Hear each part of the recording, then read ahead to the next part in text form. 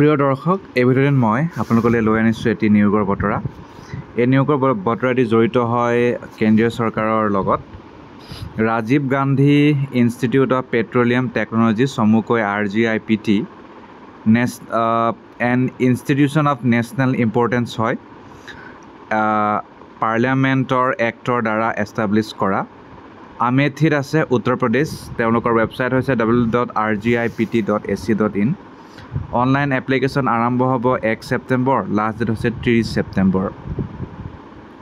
Ministry of petroleum and natural gas, government of India আণ্ডাৰত থকা এটা ইনষ্টিটিউট হয়।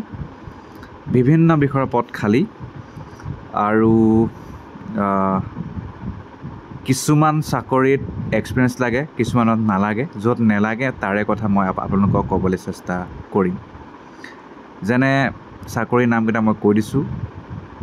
Deputy registrar, medical officer, assistant registrar, superintendent, grade 1 general administration এটা, তাৰেই accounts এটা, technical superintendent grade 1 computer science এটা, mechanical engineering এটা, assistant grade 1 আৰু টেকনিচিয়ান ইলেক্ট্ৰনিক্স এটা, ইনফৰমেশ্যন টেকন'লজি এটা।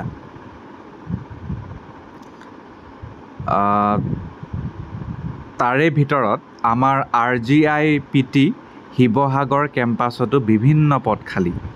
আমাৰ শিৱসাগৰতো তেওঁলোকৰ এটা কেম্পাছ আছে RGIPT। এছিষ্টেণ্ট ৰেজিষ্ট্ৰাৰ খালী হৈছে আৰু এটা, ছুপাৰিণ্টেণ্ডেণ্ট গ্ৰেড 1 দুটা, technical superintendent grade 1 fire and safety এটা, ইলেক্ট্ৰিকেল ইলেক্ট্ৰনিক্স ইঞ্জিনিয়াৰিং এটা, টোটেল দুটা, ছিষ্টেম ছুপাৰিণ্টেণ্ডেণ্ট গ্ৰেড 1 এটা, এছিষ্টেণ্ট গ্ৰেড 1 টোটেল দুটা। ঠিক আছে। তাৰপিছত বেংগালুৰু কেম্পাছ আছে, এইটো নকওঁ আৰু, আমি শিৱসাগৰটো জানিলেই হ'ব। ৰেজিষ্ট্ৰাৰ ইয়াত অলপ বেলেগ ধৰণৰ লাগিব কোৱালিফিকেশ্যন। ফাইনেন্সতো অলপ বেলেগ ধৰণৰ লাগিব, গতিকে ডাইৰেক্ট আমি সেইটোলৈ যাওঁ য'ত ফ্ৰেছসকলেও এপ্লাই কৰিব পাৰিব। ডেপুটি ৰেজিষ্ট্ৰাৰ কাৰণেও এক্সপিৰিয়েঞ্চ লাগে। মেডিকেলটো বাৰু অলপ বেলেগেই হৈ গ'ল। এছিষ্টেণ্ট ৰেজিষ্ট্ৰাৰ কাৰণেও একেই। ছুপাৰিণ্টেণ্ডেণ্ট গ্ৰেড 1, ইয়াৰ কাৰণে আপোনাৰ মাষ্টাৰ ডিগ্ৰী হ'লেই হ'ল ফ্ৰম এ ৰিকগনাইজড ইউনিভাৰ্চিটি, লগত মিনিমাম 55% আৰু 3 বছৰ এক্সপিৰিয়েঞ্চ থাকিব লাগিব ইয়াতো। হিন্দী ইংলিছ নলেজ এইবোৰতো লাগিবই। টেকনিকেল ছুপাৰিণ্টেণ্ডেণ্ট, ইয়াতো 3 বছৰ এক্সপিৰিয়েঞ্চ, লগত মাষ্টাৰ ডিগ্ৰী ইঞ্জিনিয়াৰিং ছায়েন্স নহ'লে কম্পিউটাৰ ছায়েন্স লাগিব। তাৰ বাহিৰে ছিষ্টেম ছুপাৰিণ্টেণ্ডেণ্ট, ইয়াতো প্ৰায় একেই, মাষ্টাৰ ডিগ্ৰী CSc IT নহ'লে MCA নহ'লে MSc IT, 55%, লগত 3 বছৰ লাগিব।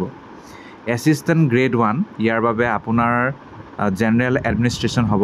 বেচেলৰ ডিগ্ৰী থাকিলেই হ'ল যিকোনো ডিচিপ্লিনত, 55% মিনিমাম আৰু এবছৰ এক্সপিৰিয়েঞ্চ থাকিব লাগিব, নহ'লে মাষ্টাৰ ডিগ্ৰী যিকোনো ষ্ট্ৰীমত থাকিলেই হ'ল, কথা নাই।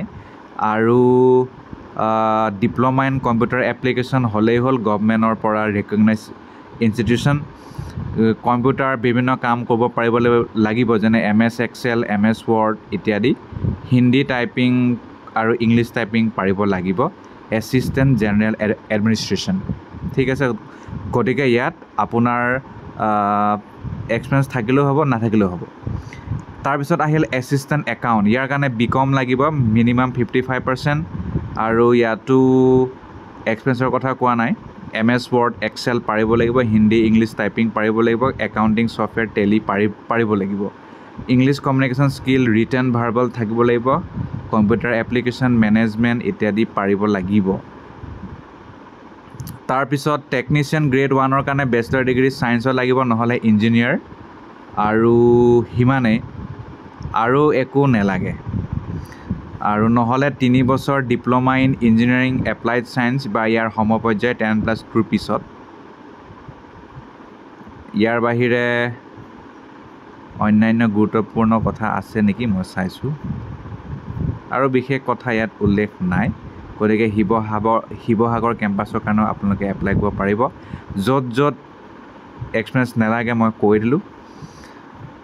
এপ্লিকেশ্যন ফি আপোনালোকে দিব লাগিব। জেনেৰেল OBC সকলে পে' লেভেল 10 চাকৰি বা তাৰ ওপৰৰ, জেনেৰেল OBC সকলে 1000, বাকীসকলে 500 টকা। পে লেভেল যদি 10ৰ তলত হয় তেতিয়াহ'লে জেনেৰেল OBC 500 বাকী 250 ইনক্লুডিং উইমেন কেণ্ডিডেট সিলেকশ্যন প্ৰচেছ আপোনাৰ প্ৰেজেণ্টেশ্যন আৰু ইণ্টাৰভিউ হ'ব পাৰ্চনেল ইণ্টাৰেকশ্যন হ'ব ৰিটেন টেষ্ট হ'ব কম্পিউটাৰ টেষ্ট হ'ব MCQ OMR হ'ব প্ৰেজেণ্টেশ্যন ইণ্টাৰভিউ পাৰ্চনেল ইণ্টাৰেকশ্যন হ'ব ৰিটেন টেষ্ট MCQ হ'ব কম্পিউটাৰ ট্ৰেড স্কিল টেষ্ট হ'ব প্ৰেজেণ্টেশ্যন আৰু ইণ্টাৰভিউ 100 মাৰ্ক হ'ব মেক্সিমাম 50 মাৰ্কছ থাকিব প্ৰেজেণ্টেশ্যন 50 থাকিব ইণ্টাৰভিউ প্ৰেজেণ্টেশ্যন 10 মাৰ্কে থাকিব ইণ্টাৰভিউ টাইম লিমিট নাই প্ৰেজেণ্টেশ্যন এণ্ড ইণ্টাৰভিউ সকলোতে প্ৰায় সেম হয় ৰিটেন টেষ্ট 120 মিনিট হ'ব